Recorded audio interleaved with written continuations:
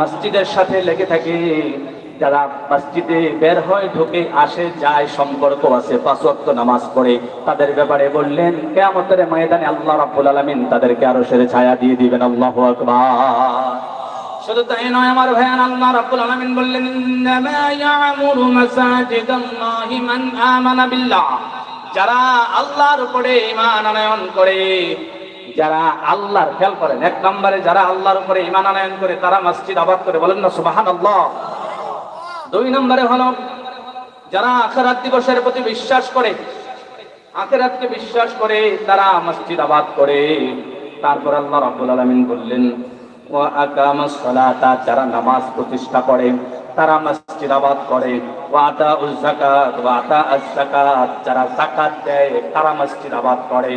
ওয়ালাম ইয়াখশা ইল্লাল্লাহ,